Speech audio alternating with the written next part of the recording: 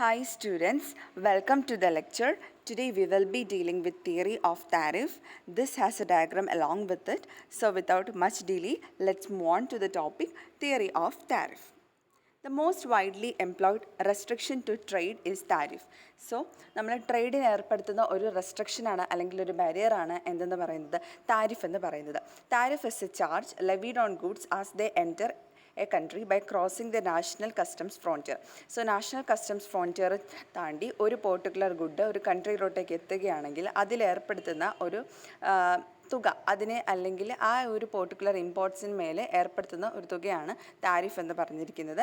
And its usually purpose is to reduce the volume of imports. So നമ്മുടെ ഓരോ കൺട്രിയും ഇറക്കുമതി ചെയ്യുന്നത് കുറയ്ക്കുന്നതിന് വേണ്ടിയിട്ട് അതിന് മേലെ ചുമത്തുന്ന വിലയാണ് അല്ലെങ്കിൽ അതിൽ നിന്ന് ഈടാക്കുന്ന എമൗണ്ടാണ് ഈ നികുതി അല്ലെങ്കിൽ താരിഫ് എന്ന് പറഞ്ഞിരിക്കുന്നത്.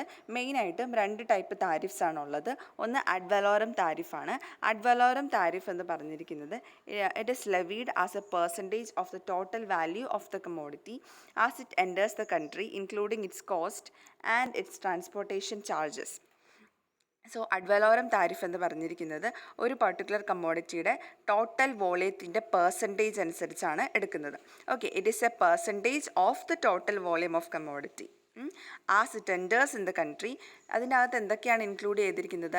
ആ പെർട്ടിക്കുലർ ഗുഡിൻ്റെ കോസ്റ്റും അതുപോലെ തന്നെ ട്രാൻസ്പോർട്ടേഷൻ ചാർജും ആ ഒരു പെർട്ടിക്കുലർ അഡ് വലോറം ടാക്സിൽ ഉണ്ടായിരിക്കും.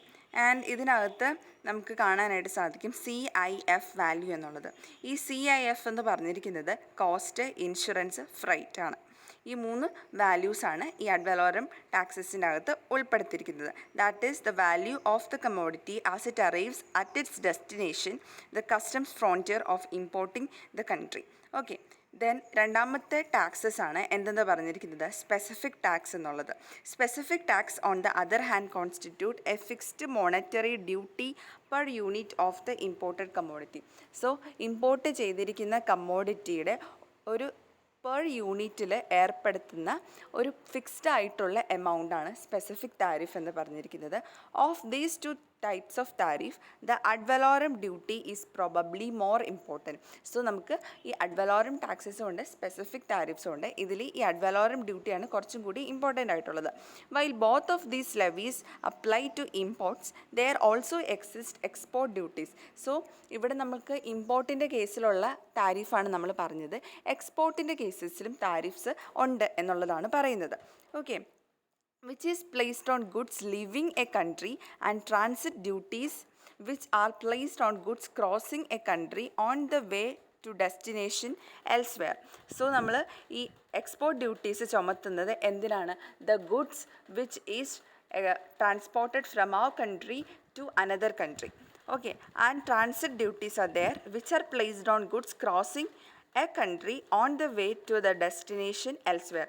സോ ഒരു പെർട്ടിക്കുലർ കൺട്രിയിൽ നിന്ന് വേറൊരു കൺട്രിയിലോട്ടേക്ക് നമ്മളൊരു ഗുഡ് ട്രാൻസ്ഫർ ചെയ്യണം. പക്ഷേ ഈ പെർട്ടിക്കുലർ ഗുഡ് അടുത്ത ആ നമ്മുടെ ഡെസ്റ്റിനേഷനിലോട്ടേക്ക് എത്തുന്നതിന് മുൻപ് അതിൻ്റെ ഇടയിൽ ഒരു കൺട്രിയിലും കൂടി പാസ് ചെയ്യുന്നുണ്ടെങ്കിൽ ആ കൺട്രിയിൽ ഈ പർട്ടിക്കുലർ ഗുഡ് കൊടുക്കേണ്ട നികുതിയാണ് ട്രാൻസിറ്റ് ഡ്യൂട്ടി എന്ന് പറയുന്നത്. Okay, then neither of these levees is very important from the quantitative point of view.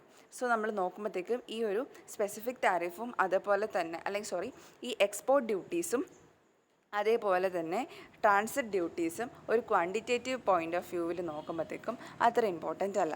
Specific താരിഫ്സും അതുപോലെ തന്നെ അഡ് വലോറം താരിഫ്സുമാണ് നമ്മൾ മെയിനായിട്ടും കൺസിഡർ ചെയ്യുന്നത്. അതിൽ ഏറ്റവും ഇമ്പോർട്ടൻ്റ് എന്ന് പറയുന്നത് അഡ് വലോറം താരിഫാണ്. ക്ലിയർ ആയെന്ന് വിശ്വസിക്കുന്നു. Moving on.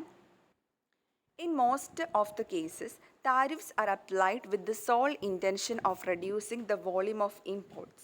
Naturally, they also raise government revenues, and sometimes tariffs are applied for this purpose alone. So tariffs മെയിനായിട്ട് അപ്ലൈ ചെയ്തിരിക്കുന്നത് ഒന്നെങ്കിൽ ഇമ്പോർട്ട്സിൻ്റെ എമൗണ്ട് കുറയ്ക്കാൻ വേണ്ടിയിട്ട്, അല്ലെങ്കിൽ ഗവൺമെൻറ്റിൻ്റെ റവന്യൂ ഇൻക്രീസ് ചെയ്യാനായിട്ട്.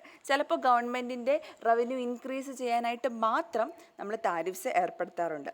This final category of levies on international trade is called revenue tariffs. So ഗവൺമെൻറ്റിന് revenue കിട്ടുന്നതിന് വേണ്ടി മാത്രം നമ്മൾ ഇമ്പോർട്ട്സിൻ്റെ മേൽ നികുതി ചുമത്തുകയാണ് എന്നുണ്ടെങ്കിൽ അതിനെയാണ് നമ്മൾ എന്തെന്ന് പറയുന്നത് റവന്യൂ താരിഫ് എന്ന് പറഞ്ഞിരിക്കുന്നത്. Then how do tariffs impede imports? Suppose there are two countries, A and B. രണ്ട് കൺട്രീസ് ഉണ്ട്, എയും ബിയും. 5 kilogram of sugar sells for rupees 60 in A and rupees 40 in B without international trade. So രണ്ട് country എടുക്കുകയാണ് നമ്മൾ, എയും ബിയും. അതിൽ 5 കിലോഗ്രാം ഷുഗർ 60 രൂപയ്ക്കാണ് എ എന്ന് പറയുന്ന കൺട്രിയിൽ വിൽക്കുന്നത്, 40 രൂപയ്ക്കാണ് ബി എന്ന് പറയുന്ന കൺട്രിയിൽ വിൽക്കുന്നത്. ഇവിടെ ഇപ്പോൾ ഇൻ്റർനാഷണൽ ട്രേഡ് ഇല്ല എന്ന് പറയുന്നുണ്ട്. Naturally if the free trade prevailed, manufacturers in B would export sugar to A, thus driving down the price of sugar in that country. So international trade ഉണ്ടായിരുന്നു എങ്കിൽ എന്താ സംഭവിക്കുക? ബിയിൽ 40 രൂപയ്ക്ക് ഉണ്ടാക്കുന്ന പഞ്ചസാര അവരെന്ത് ചെയ്യും? എ എന്ന് പറയുന്ന കൺട്രിയിലോട്ടേക്ക് എക്സ്പോർട്ട് ചെയ്യും. So what happens there is, A എന്ന് പറയുന്ന കൺട്രിയിൽ ഷുഗറിൻ്റെ പ്രൈസ് താഴും. Okay, in order to prevent this, all country A has to do is to levy a 50% as ad valorem tariff on the imports of sugar from the country B.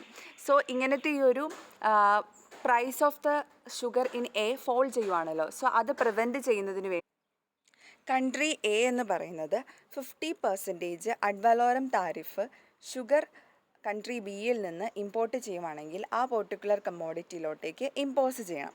Assuming no transport cost with the tariff, the sugar produced in country B would sell in country A for exactly the same prices as the domestic product. So ഇങ്ങനെ ഈ ഒരു 50% ad വലോറം താരിഫായിട്ട് ആ particular country, അതായത് country A country ബിയുടെ ഷുഗറിനകത്ത് ചുമത്തിയിട്ടുണ്ടെങ്കിൽ എന്താ സംഭവിക്കുന്നത്? അവിടെ transport കോസ്റ്റുകളോ അങ്ങനെയൊന്നും ഇല്ല എന്നുണ്ടെങ്കിൽ കൺട്രി ബിയിൽ നമ്മൾ എന്താ ചെയ്യുന്നത്? 40 രൂപയ്ക്കായിരുന്നല്ലോ പഞ്ചസാര കൊടുത്തിരുന്നത്. അത് കൺട്രി എയിലോട്ടേക്ക് വരുമ്പോഴത്തേക്കും ഈ അഡ് വലോറം ടാക്സ് ഉള്ളത് കൊണ്ട് കൺട്രി എയിൽ എത്ര രൂപയ്ക്കാണോ വിറ്റിരുന്നത് അതേ രൂപയ്ക്ക് തന്നെയായിരിക്കും കൺട്രി ബിയുടെ പഞ്ചസാരയും വിൽക്കപ്പെടുന്നത്. മനസ്സിലായോ? അതായത് ഇപ്പോൾ കൺട്രി എയിൽ 60 രൂപയ്ക്കാണ് വിറ്റിരുന്നത്, അതുകൊണ്ട് തന്നെ ഈ അഡ് വലോറം ടാക്സസ് ആയിട്ടുള്ള 50% കൺട്രി ബിയിലുള്ളത് കൊണ്ടും, അതായത് കൺട്രി ബിയിലെ ഷുഗറിൻ്റെ അകത്തോട്ടേക്ക് കൺട്രി എ ഉള്ളത് കൊണ്ട് എന്താ സംഭവിക്കുന്നതെന്ന് വെച്ചിട്ടുണ്ടെങ്കിൽ ഈ എയിൽ ബിയിൽ നിന്ന് ഇമ്പോർട്ട് ചെയ്തിരിക്കുന്ന ഷുഗർ 60 രൂപയ്ക്ക് തന്നെയായിരിക്കും കൊടുക്കുന്നത്. ക്ലിയർ ആയെന്ന് വിശ്വസിക്കുന്നു. In the absence of quality differences there is no longer any reason for the consumers in country A to buy sugar from country B and the imports would almost certainly cease. So what happens is, നമുക്ക് ഷുഗറിൻ്റെ അകത്ത് വലിയ മാറ്റങ്ങളൊന്നും കണ്ടുപിടിക്കാനായിട്ട് കൺസ്യൂമേഴ്സിന് സാധിക്കാത്ത ഒരു രീതിക്ക് ആ ഒരു കേസ് വരികയാണെന്നുണ്ടെങ്കിൽ പതിയെ കൺട്രി ബിയിൽ നിന്നുള്ള ഷുഗർ എക്സ്പോർട്ട്സ് കൺട്രി എയിലോട്ടേക്കുള്ളത് നിൽക്കും എന്നുള്ളതാണ് പറയുന്നത്. ക്ലിയർ ആയെന്ന് വിശ്വസിക്കുന്നു. സോ ഇനി നമ്മൾ നോക്കാൻ പോകുന്നത് ഇതിൻ്റെ ഡയഗ്രമാറ്റിക് ആയിട്ടുള്ള ഒരു എക്സ്പ്ലനേഷനാണ്. ഇവിടെ നമുക്ക് കാണാൻ പറ്റുന്നത് കൺട്രി എയുടെയും കൺട്രി ബിയുടെയും നമുക്ക് ഡയഗ്രാം നമുക്ക് കാണാനായിട്ട് സാധിക്കും. ഇതിൽ ഇൻ്റർനാഷണൽ ട്രേഡ് ഒന്നും ഇല്ലാതെ കൺട്രി എയുടെ ഡിമാൻഡും സപ്ലൈയും തമ്മിൽ ഇക്വിലിബ്രിയത്തിലെത്തുന്നതും കാണാനായിട്ട് സാധിക്കുന്നുണ്ട് അല്ലേ? അപ്പോൾ ഇവിടെ എത്രയാണ്? OX quantity of sugar OPA പ്രൈസിലാണ് വിറ്റുകൊണ്ടിരിക്കുന്നത്. ഓക്കെ, ക്ലിയർ ആയി വിശ്വസിക്കുന്നു കൺട്രി എയുടെ കേസിൽ. അതുപോലെ കൺട്രി ബിയുടെ കേസിൽ എടുക്കുവാണെങ്കിൽ അവിടെ എത്രയാണ്? OW ക്വാണ്ടിറ്റി P-A പ്രൈസിലാണ് വിൽക്കുന്നത്. ഇതെപ്പോഴാണ്? ഇൻ്റർനാഷണൽ ട്രേഡ് ഇല്ലാത്ത ഒരു കേസിലാണ് പറയുന്നത്.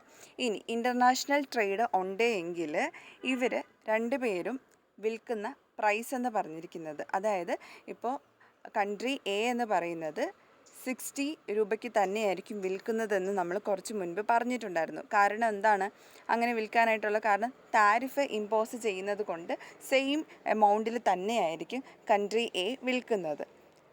ഓക്കെ, അതുപോലെ തന്നെ കൺട്രി ബിയുടെ പ്രൊഡക്ഷൻ എന്ന് പറഞ്ഞിരിക്കുന്നത് അവർ നേരത്തെ ഉണ്ടാക്കിയിരുന്ന ക്വാണ്ടിറ്റിയിൽ നിന്നും കൂടുതലായിട്ട് പ്രൊഡക്ഷൻ നടത്തിയിട്ടുണ്ട് എങ്കിൽ മാത്രമാണ്. അവരവരുടെ പ്രൊഡക്ഷൻ എന്ന് പറഞ്ഞിരിക്കുന്നത് കുറച്ച് എക്സ്പാൻഡ് ചെയ്തിട്ടുണ്ട് എങ്കിൽ പോലും അത് അവർക്ക് സർപ്ലസ് ആണ്.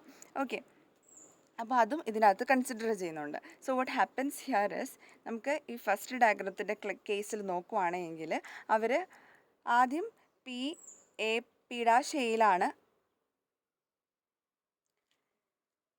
പീഡ ഷേപ്പ് പ്രൈസും കാണാനായിട്ട് സാധിക്കുന്നുണ്ട്, PA പ്രൈസും കാണാനായിട്ട് സാധിക്കുന്നുണ്ട്. സോ നമുക്കിവിടെ ആദ്യം മനസ്സിലാക്കാൻ പറ്റുന്ന കാര്യം എന്ന് പറഞ്ഞിരിക്കുന്നത് ഡിമാൻഡ് സപ്ലൈയും ഈക്വൽ ആകുന്ന കേസിൽ എന്ന് പറഞ്ഞിരിക്കുന്ന പോയിന്റിലാണ് ഇത് ഈക്വൽ ആകുന്നതെന്നും OX ക്വാണ്ടിറ്റിയാണ് അവിടെ സപ്ലൈ ചെയ്യുന്നതെന്നും അതിൻ്റെ പ്രൈസ് എന്ന് പറഞ്ഞിരിക്കുന്നത് OPA ആണെന്നും അത് നമുക്ക് അസ്യൂം ചെയ്യുകയാണ്. നമ്മൾ 60 രൂപയാണ് അവർ കൊടുത്തിരുന്നത് എന്നുള്ളത്. ഇനി എന്താ സംഭവിക്കുന്നതെന്ന് വെച്ചിട്ടുണ്ടെങ്കിൽ കൺട്രി ബിയിൽ നിന്നും അവർ കൺട്രി എയിലോട്ടേക്ക് ഷുഗർ എക്സ്പോർട്ട് ചെയ്യുവാണ് ചെയ്യുന്നത്. സോ വാട്ട് ഹാപ്പൻസ് ഇസ് ഇവിടെ സർപ്ലസ് ആയിട്ടുള്ള ഷുഗർ അവൈലബിൾ ആണ് എന്നുള്ളതാണ് അതിനകത്ത് നമുക്ക് മനസ്സിലാക്കാനായിട്ട് സാധിക്കുന്നത്. ആ ഷുഗറാണ് കൺട്രി ബിയിൽ നിന്നും കൺട്രി എയിലോട്ടേക്ക് എക്സ്പോർട്ട് ചെയ്യുന്നത്. സോ വാട്ട് ഹാപ്പൻസ് ഹിയർ ഇവിടെ എക്സ്പോർട്ട് ചെയ്തിരിക്കുന്നത് കൊണ്ട് തന്നെ ഇവരുടെ ഈ 60 രൂപയിൽ നിന്ന് അത് പീഡ ഷെയിലോട്ടേക്ക് കുറയാണ് ചെയ്യുന്നത്. ഓക്കെ, കുറഞ്ഞു വരും, പൈസ കുറയുകയാണ് ചെയ്തിരിക്കുന്നത്. ദെൻ വാട്ട് ഹാപ്പൻസ് ഇസ് ഇവർ പീഡ ഷെയിൽ ഈ ഷുഗർ വിറ്റുകൊണ്ടിരിക്കുകയാണ്. സോ അവിടെ യാതൊരു ബെനിഫിറ്റ് കിട്ടാതെ വരുന്നത് കൊണ്ട് തന്നെ അഡ്വലോറം ടാക്സസ് അവിടെ ഇമ്പോസ് ചെയ്തു. What happens is ad valorem tax impose ചെയ്ത് കഴിയുമ്പോഴത്തേക്ക് 50% ആണ് പ്രൊഡക്റ്റിൻ്റെ വാല്യൂയിലോട്ടേക്കാണ് ഈ അഡ്വലോറം ടാക്സ് നമ്മൾ ഇമ്പോസ് ചെയ്തത്. സോ സെയിം പ്രൈസ്, നേരത്തെ അവർ 60 രൂപയ്ക്കാണ് വിറ്റിരുന്നതെങ്കിൽ അതേ 60 രൂപയ്ക്ക് തന്നെ അവർക്ക് ഈ ഇമ്പോർട്ട് ചെയ്തിരിക്കുന്ന സാധനവും വിൽക്കാനായിട്ട് സാധിക്കുന്നു. സോ വാട്ട് ഹാപ്പൻസ് ഇസ് ഇവരുടെ പ്രൊഡക്ഷൻ വീണ്ടും PA പ്രൈസിൽ തന്നെയാണ് മുന്നോട്ടേക്ക് പോകുന്നത്. സോ വാട്ട് ഹാപ്പൻസ് ഇവിടെ കൺട്രി എ എന്ന് പറഞ്ഞിരിക്കുന്നത് നേരത്തെ 60 രൂപയിലായിരുന്നു, പിന്നീട് അത് 40 രൂപയിലോട്ടേക്ക് വിൽക്കേണ്ടതായിട്ട് വന്നു. കാരണം പ്രൈസ് കട്ട് വന്നു ഡ്യൂ ടു ദി ഇമ്പോർട്ട്സ്. പിന്നീട് ഈ സെയിം ക്വാണ്ടിറ്റിയാണ് കൺസ്യൂമറിനൊന്നും തിരിച്ചറിയാനായിട്ട് സാധിക്കുന്നില്ല, അങ്ങനെ വന്നു. അതുപോലെ അഡ്വലോറം ടാക്സസ് ഇമ്പോസ് ചെയ്ത് കഴിഞ്ഞപ്പോഴത്തേക്കും വീണ്ടും PA പ്രൈസിൽ തന്നെ കൺട്രി എ വിൽക്കുന്നു. അത്രയേ ഉള്ളൂ ഈ ഒരു ഡയഗ്രാമിൻ്റെ എക്സ്പ്ലനേഷൻ എന്ന് പറഞ്ഞിരിക്കുന്നത്. ക്ലിയർ ആയെന്ന് വിശ്വസിക്കുന്നു. Then moving to the further slides. Tariffs are imposed for a variety of reasons, each one demanding the reduction of imports, such as the following. Tariff may be designed to redistribute income from one group of citizens to another. ഒരു group of സിറ്റിസൺസിൽ നിന്ന് മറ്റു group of സിറ്റിസൺസിലോട്ടേക്ക് income distribute ചെയ്യുന്നതിന് tariff ഉപയോഗിക്കുന്നു. Its purpose may be to stimulate domestic employment or at least to slow a general decline in the level of domestic employment. So ഒന്നെങ്കിൽ domestic എംപ്ലോയ്മെൻറ്റിനെ stimulate ചെയ്യുന്നു, അതല്ല എങ്കിൽ to slow down the decline in the level of domestic employment. Domestic എംപ്ലോയ്മെൻറ്റിൻ്റെ അകത്തുണ്ടാകുന്ന അതിനെ ഒന്ന് slow ചെയ്യാനായിട്ടും ഈ ഒരു താരിഫ് സഹായിക്കുന്നു. It may be intended purely for the purpose of collecting government revenue collect ചെയ്യുന്നതിന് വേണ്ടി മാത്രമായിട്ട് അത് ഉപയോഗിക്കാറുണ്ട്. Its purpose is to improve the country's balance of trade increase ചെയ്യുന്നതിനും hence its balance of payments with rest of the world, balance of പേയ്മെൻറ്റും അതുപോലെ തന്നെ balance of ട്രേഡും improve ചെയ്യുന്നതിന് വേണ്ടിയിട്ട് ഇത് സഹായിക്കുന്നു. A tariff may be designed to improve the terms of trade, thus securing for a country a larger share of gains from international trade and specialization.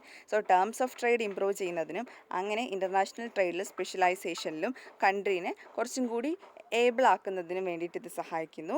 Then it may merely intend to restrict consumption for certain commodities which the government deems harmful to the society or to the economy. Then ഇതിൻ്റെ അകത്തുനിന്ന് പറഞ്ഞിരിക്കുന്ന consumption restriction എന്ന് പറഞ്ഞിരിക്കുന്നത് merely ആണ്, and it is for certain commodities which the government intends as harmful to the society or to the economy. Then the seventh point is its purpose may be simply to protect domestic industries from foreign competition. Foreign കോമ്പറ്റീഷനിൽ നിന്ന് domestic ഇൻഡസ്ട്രീസിനെ protect ചെയ്യുന്നതിന് വേണ്ടിയിട്ട് tariff ഉപയോഗിക്കുന്നുണ്ട്.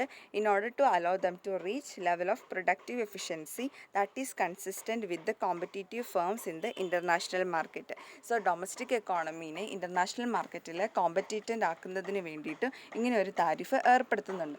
അങ്ങനെ tariff ഏർപ്പെടുത്തി കഴിയുമ്പോഴത്തേക്കും domestic economy കുറച്ചും കൂടി സ്റ്റേബിൾ ആകുന്നതിനും മറ്റ് കോമ്പറ്റീഷൻസ് ഒന്നുമില്ലാതെ അതിൻ്റെ പെർട്ടിക്കുലർ ഗുഡ്സ് മാർക്കറ്റ് ഒന്ന് ഫ്ലറിഷ് ചെയ്യാനായിട്ട് അത് സഹായിക്കുന്നു. Then the eighth point is to the motive may be for the support of certain segments of the economy that are sufficiently important to merit its military, economically and politically.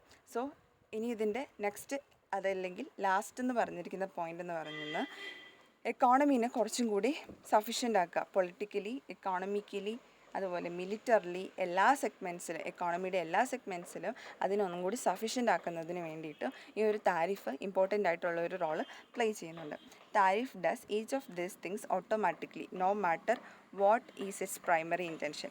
ഇതിൻ്റെ primary intention എന്തായിരുന്നെങ്കിലും കുഴപ്പമില്ല, ഇപ്പോൾ അതിന് ഒരുപാട് മാറ്റങ്ങൾ വന്നിട്ടുണ്ട് എന്നും അത് automatically tariff adjust ചെയ്യും എന്നുള്ളതുമാണ് ഇതിനകത്ത് പറയുന്നത്. ഇത്രയും കാര്യങ്ങൾ ക്ലിയർ ആയെന്ന് വിശ്വസിക്കുന്നു. താരിഫ് എന്ന് പറയുന്നത് ഒരു കൺട്രി ഒരു പെർട്ടിക്കുലർ ഗുഡ് ഇമ്പോർട്ട് ചെയ്ത് കഴിയുമ്പോഴത്തേക്കും അതിന് മേലെ ചുമത്തുന്ന ഒരു ടാക്സാണ് താരിഫ് എന്ന് പറഞ്ഞിരിക്കുന്നത്. ആൻഡ് ഈ താരിഫ് എന്ന് പറഞ്ഞിരിക്കുന്നത് മെയിനായിട്ട് അഡ് വലോറം അല്ലെങ്കിൽ സ്പെസിഫിക് ടാക്സസ് ആയിട്ടാണ് വരുന്നത്. ഏറ്റവും കൂടുതൽ ഇമ്പോർട്ടൻസ് അഡ് വലോറം ടാക്സസിനാണ് കൊടുക്കുന്നത്. ഇപ്പോൾ നമ്മളിവിടെ 2 കൺട്രീസിൻ്റെ കേസ് കണ്ടു. അതിൽ ഏറ്റവും കുറവുള്ള, അതായത് ഗുഡ്സ് പ്രൊഡ്യൂസ് ചെയ്യുന്നതിൻ്റെ ഉള്ള കോസ്റ്റ് കുറവുള്ള കൺട്രി അത് എക്സ്പോർട്ട് ചെയ്യാനായിട്ട് ശ്രമിക്കും. പക്ഷേ അഡ് വലോറം ടാക്സസ് ഉപയോഗിച്ച് കഴിയുമ്പോഴത്തേക്കും ഡൊമസ്റ്റിക് ഇൻഡസ്ട്രീസിനെ പ്രൊട്ടക്റ്റ് ചെയ്തുകൊണ്ട് തന്നെ ഏത് കൺട്രിയിലോട്ടേക്കാണോ അത് എക്സ്പോർട്ട് ചെയ്തത് ആ കൺട്രിക്ക് അതിനെ അവരുടെ ഡൊമസ്റ്റിക് മാർക്കറ്റിൽ എത്ര രൂപയ്ക്കാണ് വിൽക്കുന്നത് അതേ രൂപയ്ക്ക് തന്നെ വിൽക്കാനായിട്ട് സാധിക്കുന്നു. അങ്ങനെയാണ് ടാക്സിൻ്റെ ഫംഗ്ഷനിങ് നടക്കുന്നത്. അതിന് ഒരുപാട് മെറിറ്റ്സ് ഉണ്ട്. ഡൊമസ്റ്റിക് ഇക്കോണമീനെ പ്രൊട്ടക്റ്റ് ചെയ്യുന്നതിനും എല്ലാ സെഗ്മെൻറ്റ്സ് ഓഫ് ഇക്കോണമീനെ കൺട്രോൾ ചെയ്യുന്നതിനും ടേംസ് ഓഫ് ട്രേഡും ബാലൻസ് ഓഫ് പേയ്മെൻറ്റ്സും ഒക്കെ ഇമ്പ്രൂവ് ചെയ്യുന്നതിനായിട്ട് അത് സഹായിക്കുന്നു. സോ ഇതൊക്കെയാണ് മെയിനായിട്ടുള്ള താരിഫിൻ്റെ തിയറി എന്ന് പറയുന്നത്. ക്ലിയർ ആയെന്ന് വിശ്വസിക്കുന്നു. എന്തെങ്കിലും ഡൗട്ട്സോ ക്ലാരിഫിക്കേഷൻസോ നിങ്ങൾക്ക് വേണമെന്നുണ്ടെങ്കിൽ നിങ്ങൾ കമൻറ്റ് സെക്ഷനിൽ കമൻറ്റ് ചെയ്യുക. ഡൗട്ട്സ് കമൻറ്റ് സെക്ഷനിൽ കമൻറ്റ് ചെയ്തിട്ടുണ്ടെങ്കിൽ അതും ക്ലാരിഫൈ ചെയ്യുന്നതായിരിക്കും. So thank you so much. Enjoy learning and God bless you all.